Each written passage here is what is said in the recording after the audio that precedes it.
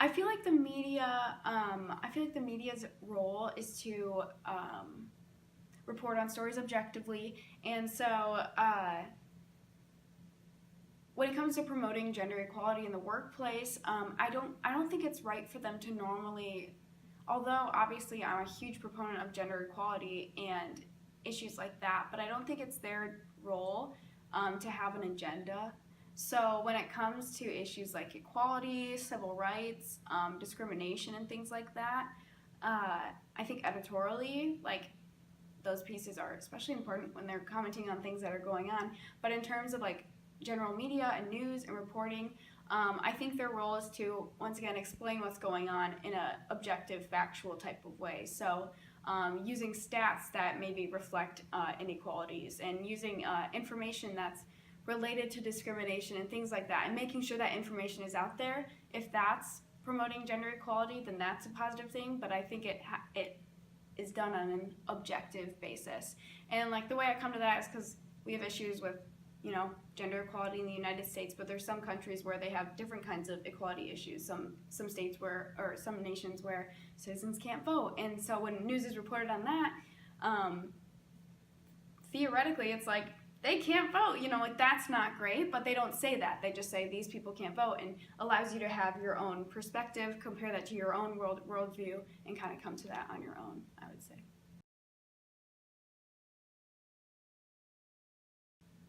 It's interesting. I think it goes back to, like, I don't think the media should have an agenda besides informing the public. So to hear, like, or to be asked, like, whether they're helping prevent sexual harassment in the workplace, I don't think they're the group for that necessarily. I would say that I think they're activists in a different kind of way. They're activists when it comes to information,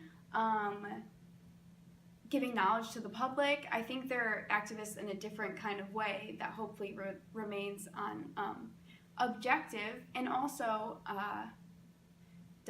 democratic, focus on truth, those kinds of things, and I think that those things subliminally help support bringing attention to issues such as sexual harassment. So I would say somewhat indirectly or subliminally, but not straightforward.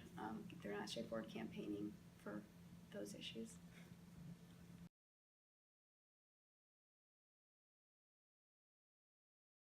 I think female leadership is valuable to have in any industry and business and organization. I think something that people don't realize a lot is that mothers have some of the most talent and like skills that is not being fully used by organizations and like companies throughout the world. Mothers have patience, they have understanding, they have empathy, they're hardworking.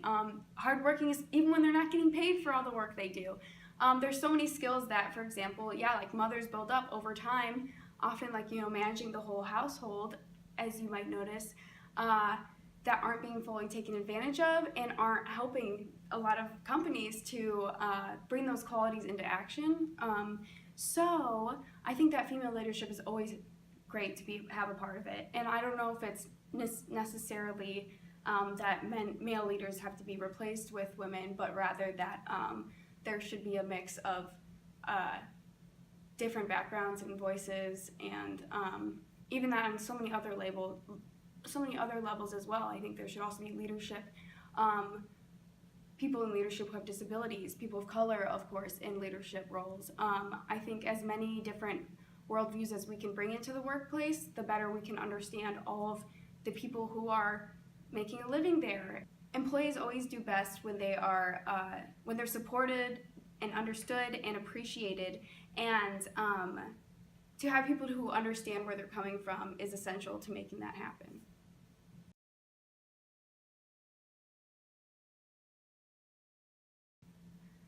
I feel like men and women in their roles have the same job in terms of providing news in an objective way.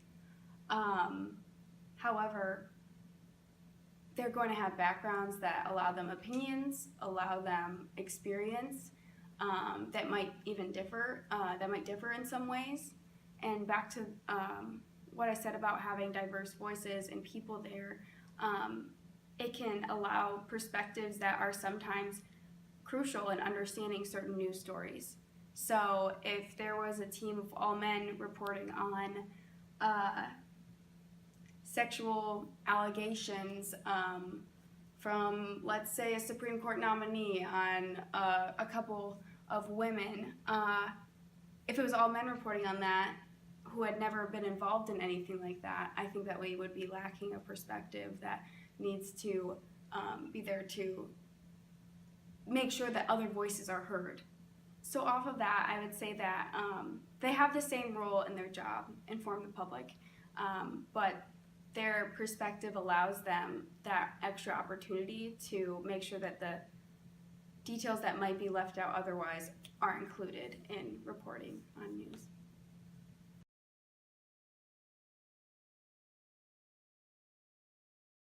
There are journalists who are also activists too. So when it comes to like combining both of those values within somebody, I think it's important that, obviously being an activist is going to affect your worldview, your perspective on those kinds of things.